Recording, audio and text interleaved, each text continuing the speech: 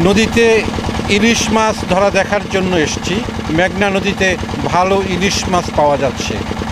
ছোট বড় মাঝারি সাইজের ইলিশ, অত্যন্ত সুন্দর দেখতে। বিশেষ করে মেঘনার ইলিশ অনেকটা রূপালি, চকচকে।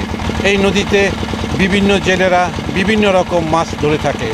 আজকে মূলত আমরা এই নদীতে ইলিশ মাছ ধরা দেখব।